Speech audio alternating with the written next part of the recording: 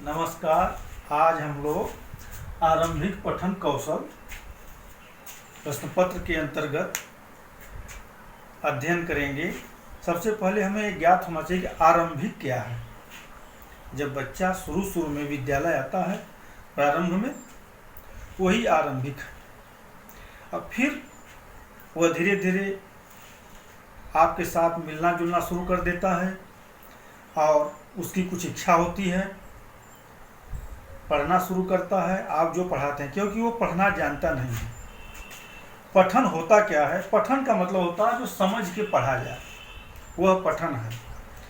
जैसे हम लोग क्या करते हैं कि तुरंत बच्चा आया और तुरंत लिख देते हैं अ आ ई और कहते हैं कि उसको लिखिए। उसके हाथों का अभ्यास नहीं है, वो कैसे लिखेगा? सबसे पहले तो उसके हाथों का अभ्यास कराना चाहिए। उसके लिए हमें कुछ रेखाएं बनवानी चाहिए जो इस तरह की हो, इस तरह की हो, इस तरह की हो, गोलाकार हो। वह जब बनाना जान जाता है, उससे हमें इन अक्षरों का संबंध बताना चाहिए। और हम लोग यह करते नहीं हैं। और बात यह है असली कि बच्चा वाक्य पर होता है। घर में वो वाक्य बोलता है, न कि शब्द बोलता है, न कि वह अक्षर बोलता है। जब वो वाक्य बोलता है, हमें पढ़ाने से पहले वाक्य पे उसको लाना चाहिए। पढ़ाते समय वाक्य बोलना चाहिए। शुरू में बच्चा आता है तो उसके पास 1150 से आसपास अधिक ही शब्द होते हैं, लेकिन वो शब्द नहीं बोलता है, वह वाक्य बोलता है। और इसमें देखिए हम लोग करते क्या है कि अक्षर पढ़ाते हैं, वाक्य पे जाना चाहिए। सबसे पहले उसका नाम पूछना चाहिए, अपना नाम बताना चाहिए। अगर मान लीजिए उसका नाम राम है, मोहन है, तो आप उसका नाम लेकर के उससे कुछ पूछिए कि भाई आपके घर में कितनी गायें हैं, कितनी भैंसें हैं, क्या है आपके घर में, माता कौन है, पिता कौन है। फिर उसके बाद आप उसका नाम लिखिए। राम घर जाता है। अब जब बच्चा देखता है कि राम लिखा गया है, तो इस राम से अपने को यह सोचता है कि यही मेरा नाम है। अपना नाम इसी सोचता है कि राम ही हमारा नाम है। राम ऐसे ही लिखा जाता है। ये नहीं कि हम शुरू में पढ़ा रहे हैं, केवल उसको एक आधार दे रहे हैं। राम और किसी का पूछते हैं नाम, मान लीजिए उसका मोहन है, तो मोहन के बारे में लिख दिए। तो मोहन इसको बहुत ध्यान से देखता है। ऐसे ही मान लीजिए हमारे पास 25 बच्चे हैं, तो 4 बच्चे, 6 बच्चे, 10 बच्चे का रोज नित्य लिखेंगे उसका नाम और उसके बाद वाक्य के साथ। तो वह ये सोचता है कि मेरा नाम यही है। और जब हमने लिख दिया यह, तो उसके बाद कहते हैं कि यहाँ पे खोजिए, कहाँ पे इस तरह की आकृति कहाँ है। 12 खड़ी बगल में लगी रहती है। वह देखता है कि र जो हमारा कहाँ है, यहाँ। या तो आप सहयोग करिए, देखिए यही र है और यही र है और यही जो है म है। पूरा ध्यान आकर्षित कराइए। और उसके बाद मोहन को भी बताइए ह कहाँ है, म कहाँ है। फिर आपको मिल गए 3-4 अक्षर मिल गए, र मिल गया, म मिल गया, ह मिल गया, न मिल गया। तो आज उसी पे अभ्यास कराइए, इन्हीं 4 अक्षरों पर। और उसी का फ्लैश कार्ड बनवाइए, उसी को बुलवाइए, तो बच्चा बोलता है। आप जैसे बोलेंगे वैसे ही बोलता है। फिर उसी फ्लैश कार्ड का आप अक्षर झपट्टा कराइए। कौन भाई बच्चा जान जाता है कहाँ म है, कहाँ ह है, कहाँ न है। दिन भर में, माने उस दिन पहले दिन 1 घंटे 2 घंटे में उसे ज़्यादा से ज़्यादा 4 अक्षर का ज्ञान कराना चाहिए। उसी पे खेल खिलाना चाहिए, उसी पर उसे अभ्यास कराना चाहिए। और मान लीजिए कहीं और लिखा है, हमारे यहाँ हरी पट्टी होती है, उस पर लिखा है, उस पर हाथ फिरवाना चाहिए। कैसे है म लिखा, कैसे है न लिखा। वो बार बार हाथ फेरेगा, करते करते वो अभ्यास कर लेगा। जब वो अक्षर जान गया 4, तो हमारे यहाँ कुल 52 अक्षर मान्यता प्राप्त हैं। हिंदी में 52 अक्षर, और लेकिन होते हैं 54, लेकिन 52 को मान्यता मिली है, तो हम लोग 52 को ही मानेंगे। और देखिएगा यहाँ पर जो स्वर हैं, हिंदी में ये बताया जाता है, हर जगह पुस्तकों में इसकी मान्यता भी है, 11 स्वर होते हैं। 11 स्वर अ, आ, ई, उ, री, ए, ऐ, ओ, औ।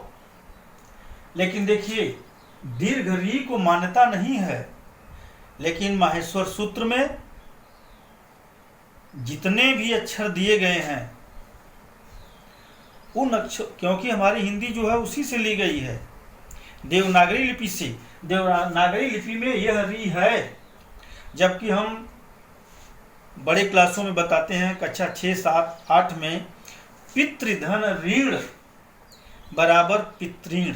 जब ये करते हैं तो इस री का प्रयोग करते हैं। इसको क्यों नहीं लिया जाए, इस पर चर्चा होनी चाहिए, लेकिन अभी नहीं मान्यता है, तो हम लोग यही मानते हैं कि 11 स्वर ही हैं। और देखिए 1, 2, 3, 4, 5, 6, 7, 8, 9, 10, 11। और अंग और अ को अयोगवा ध्वनियों में रखते हैं। देखिए अंग अ, इसको मान्यता नहीं है, लेकिन बराबर हम लोग लिखते हैं चांद। बोलते हैं बेटा चांद लिखो तो ऐसा बनाओ, ऐसे करके इस पर बिंदी दो, चांद, तब वो जान जाता है। लेकिन अयोगवा ध्वनि में इसको नहीं रखा गया है, ठीक है, बाद में मान्यताएं बढ़ेगी तो इसको रखा जाएगा। अभी अयोगवा ध्वनि 2 ही मान्यता है, अंग और अ की। इसलिए कितने हुए, ये 11, ये 2, 13। ऐसे लेंगे तो 12 है, ये 3 है, 15। और उसके बाद व्यंजन में क वर्ग में 5, च वर्ग में 5, ऐसे करके यहाँ तक 25 बैठते हैं। अंतस्थ में 4 है, उसमें 4 है, और 4 ही हैं हमारे यहाँ संयुक्त व्यंजन। तो ऐसे अगर जोड़ा जाए सबको मिला करके 54 है, लेकिन 52 को ही मान्यता मिली है, तो हम लोग 52 को ही ज्ञात करेंगे। ऐसा है 52 कब आया, 2006 के आसपास एक SCRT में ट्रेनिंग चल रही थी, उसमें ये पूछा गया कि स्वर कितने हैं, व्यंजन कितने हैं। उस समय डायरेक्टर हिमांशु मोहन जी थे, तो सब लोग फलाने के अनुसार इतने स्वर, फलाने के अनुसार इतने व्यंजन, ऐसे ऐसे करके बता रहे थे। जो राज्य शिक्षा संस्थान हिंदी की से जो गए थे प्रशिक्षण देने के लिए बनारस से, एक मैडम गई थी, वो भी कह रहे थे कि फलाने के अनुसार इतना। उन्हें अच्छा नहीं लगा, उन्होंने कहा नहीं, एक संख्या होनी चाहिए, स्वर बताया जाए तो पूरे भारत में हिंदी में कितने स्वर हैं सबको मालूम हो, कितने स्वर हैं, इतने व्यंजन हैं। जैसे इंग्लिश में 5 स्वर 21 व्यंजन, ऐसे हिंदी में भी होना चाहिए। लेकिन कुछ ऐसी विडंबनाएं हुई, आ तो गया कि 11, 2, 13, यह 33 नहीं लिया गया। लोग कहते हैं कि इससे शब्द नहीं है। क्यों शब्द नहीं है, पितृण शब्द ही है, इसको लेना चाहिए। और चांद लिखा जाता है तो आ या अ की जो इसकी मात्राएं है, इसको भी लगाया जाता है, इस चिन्ह को, इसे भी लेना चाहिए। ऐसे होंगे 54। ठीक है, हम 52 पर ही चलते हैं, क्योंकि मान्यता 52 की है। हमारे स्वर कितने हैं, 12 अयो। और हमारे यहाँ अक्षर को ब्रह्म कहा गया है, और जो भी अक्षर हैं हिंदी के देवनागरी लिपि के, ये माहेश्वर सूत्र से लिए गए हैं। इसलिए ये री का होना बहुत जरूरी है।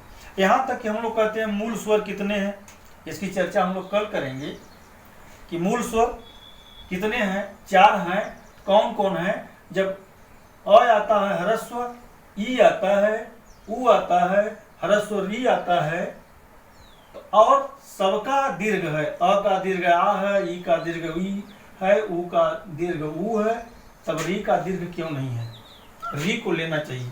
ठीक है, नहीं लिया गया है तो हम लोग नहीं लेंगे। अब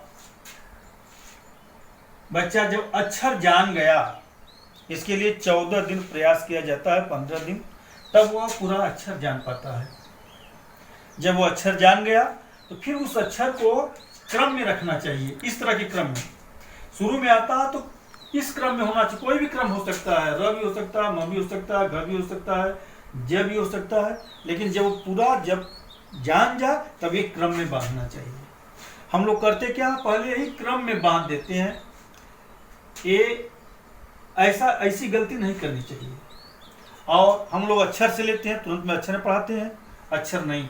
पहले जब वो वाक्य जानता तो वाक्य बोलना चाहिए, और वही वाक्य बोलना चाहिए जो हम पूछ रहे हैं, जो वह उत्तर देता है, और उसका नाम अवश्य लिखना चाहिए। और जब हम नाम उसका लिखते हैं यहाँ पर, तो अपने को ये जान लेता है कि मेरा नाम यही है, बहुत जल्दी सीखता है। और ऐसे करके मोहन खाना कैसे है, क्या है, बस 3-4 अक्षर रोज पढ़ाते हैं। अक्षर जान गया तो शब्द बनाना। जब वो र जान गया तो र में म जोड़ेंगे तो क्या बनेगा, हम धीरे धीरे पढ़ाते हैं उसको। र में म जोड़ते हैं तो र म। और कुछ लोग क्या करते हैं कि इतना झटके से उच्चारण करते हैं कि देखो बेटा, क ख ग घ ङ, एक एक करके उच्चारण करना चाहिए।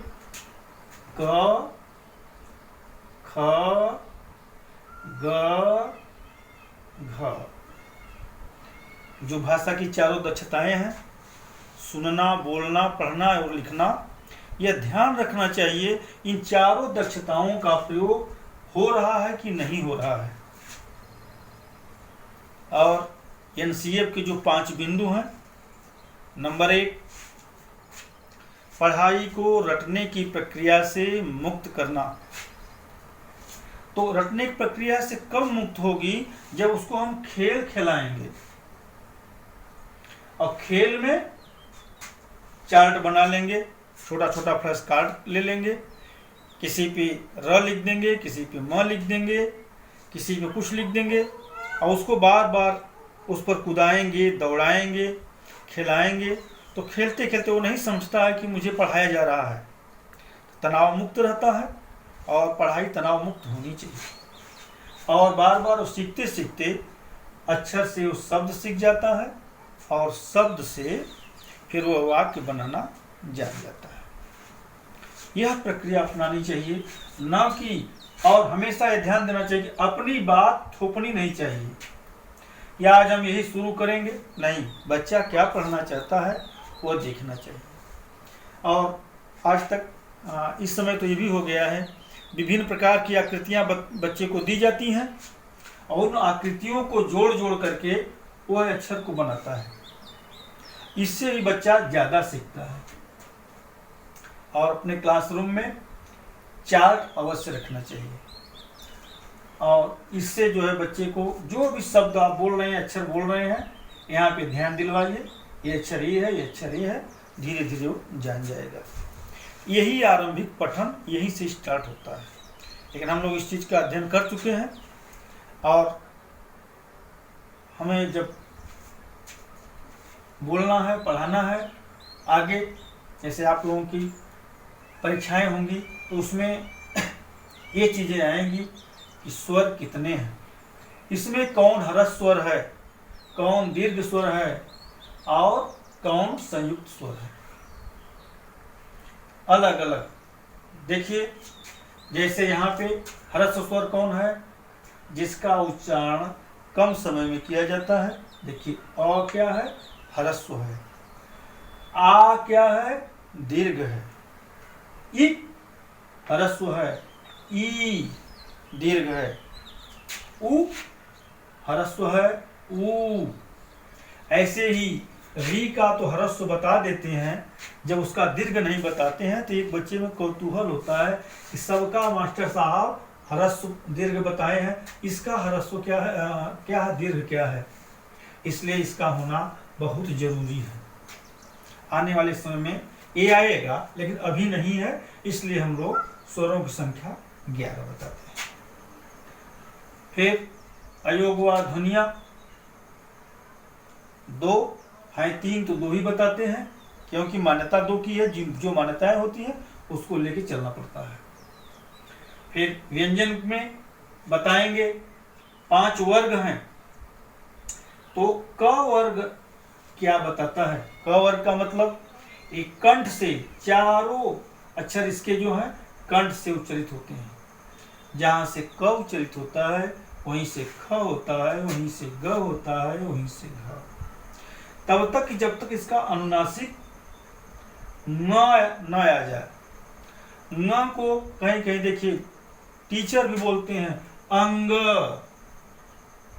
ये अंग नहीं है, न, क्योंकि परिभाषा है स्वर के उच्चारण, व्यंजन के उच्चारण में जो स्वर अ आता है, जैसे हम क का उच्चारण कर रहे हैं तो क के बाद अ आता है क, ख का उच्चारण करते हैं तो ख के बाद अ आता है ख, ग का करते हैं तो ग के बाद अ आता है ग, घ के बाद घ का उच्चारण करते हैं तो घ के बाद अ आता है।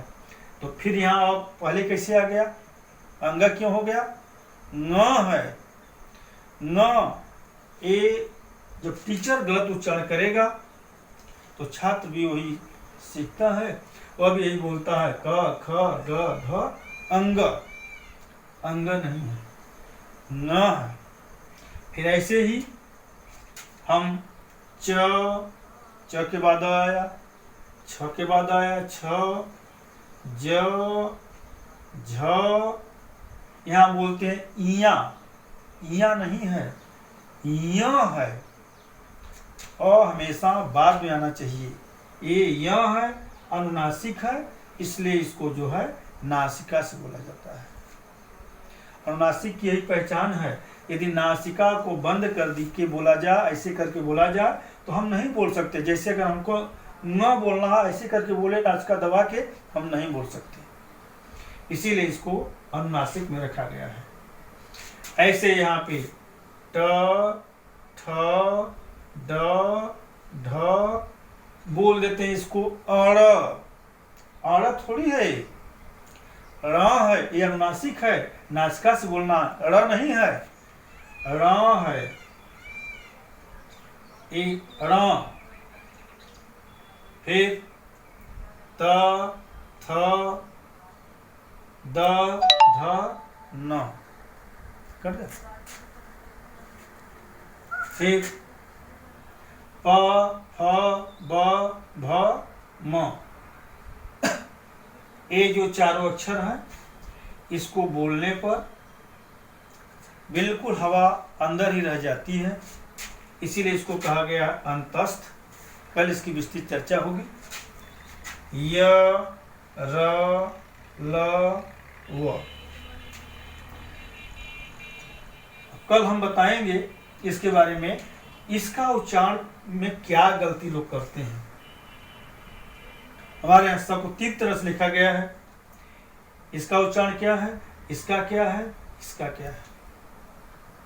कभी कभी तो इतना लोग कर देते हैं कि इसको ख बोल देते हैं, कहते हैं कि खष्टी विभक्ति। बताइए, खष्टी नहीं है, यह स है। कौन सा स है? जिह्वा को बिल्कुल मुलायम वाले तालू के पास पीछे ले जा करके इसका उच्चारण करते हैं। तालू के पास से इसका उच्चारण करते हैं और दांत के पास रख करके इसका उच्चारण करते हैं, इसलिए इसको दंतव्य कहा गया है, इसको तालव्य कहा गया है, इसको मूर्धन्य कहा गया है। ये स है, ख नहीं है। हर जगह प्रथमा विभक्ति, द्वितीया विभक्ति, तृतीया, चतुर्थी, पंचमी की बात करते हैं खष्टी विभक्ति, यहाँ तक कि टीचर लोग भी बोलते हैं। वह खष्टी नहीं है, वह षष्ठी है।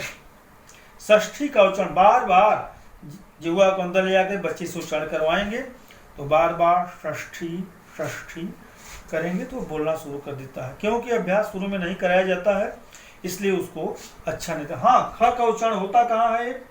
अवधि में है। लेकिन ये जो हमारा हिंदी का मानक है, यह मूर्धन्य स, ये तालव्य स है, ये दंतव्य स है। इसलिए उसका उच्चारण के लिए 2 दिन 3 दिन का समय दे करके बार बार उच्चारण करना चाहिए। उच्चारण करते करते बच्चा सीख जाता है। यही होता है, जब बचपन में ये चीज़ें अभ्यास नहीं कराई जाती हैं तो बाद में वो करता क्या है, गलत उच्चारण करता है। और वह तो गलत करता है, ये टीचर भी गलत करता है। टीचर कुछ बोलता है तो कहता है आयुष मैंने बोला था, तुम लिख दिए यह स, क्योंकि उस टीचर का उच्चारण सही नहीं है। अगर उच्चारण सही कराया जाता, बार बार बताया जाता, तो वह ऐसी गलती लिखने में नहीं करता। क्योंकि हिंदी एक ऐसी वैज्ञानिक भाषा है, दुनिया में ऐसी कोई भाषा नहीं है, जैसी बोली जाती है वैसी ही लिखी जाती है, वैसी ही पढ़ी जाती है। अंग्रेजी में ऐसा नहीं है, PUT पुट, BUT बट पढ़ते हैं, उसको बुट नहीं पढ़ते हैं, क्योंकि वह एक संकेत है केवल। हमारे यहाँ अच्छा है, प्रत्येक आवाज के लिए एक एक वर्ण। हिंदी बहुत बड़ी मनोवैज्ञानिक भाषा है और ये पूरे अक्षरों की संख्या बार बार कहते हैं है 54, लेकिन 52 ही मान्यता है, तो 52 को ही मानेंगे। और छूटा क्या है, सबसे महत्वपूर्ण चीज़ें छूट गई है, इसको ऐड करना चाहिए। ए छूट गया है, इसको रखना चाहिए। अगर इसको हम रखेंगे तो 54 हो जाएगा। उत्क्षिप्त में ड़ और ड़ को रखा गया है। जैसे हम सड़क बोलते हैं, सड़क में ड़ का प्रयोग करते हैं, पढ़ना में ढ़ का प्रयोग करते हैं। ये दोनों उत्क्षिप्त व्यंजन हैं। कुल मिला के अगर हम कहें कि हमारे जो स्वर व्यंजन जो बांटे गए हैं वर्ण में, तो स्वर है, अयोगवा ध्वनिया है, व्यंजन है में स्पर्श व्यंजन, अंतस्थ व्यंजन, उष्म व्यंजन, द्विगुण व्यंजन, और ये चारों जो हैं मान्यताएं इनको मिली हैं, इसको बोलते हैं संयुक्त। कुल मिला करके इनकी संख्या होती है 52। अगर इन दोनों को लिया जाए तो 54। ये बहुत अनिवार्य है, इसको छोड़ना नहीं चाहिए, लेकिन छूटा है तो इसको भी हम लोग मान्यता में नहीं लेते हैं, तो नहीं मान। हम लोग यहीं पे आज बंद करते हैं और आशा करते हैं कि आप लोग भी लॉकडाउन का प्रयोग अपने घर में कर रहे होंगे। और ध्यान रखिएगा, आप जैसे दूध पीते हैं, चाय पीते हैं, तो उसमें हल्दी थोड़ी सा अवश्य मिलाएं, और जिससे ये आपके शरीर की संरक्षक क्षमता जो होती है वो बढ़ जाएगी।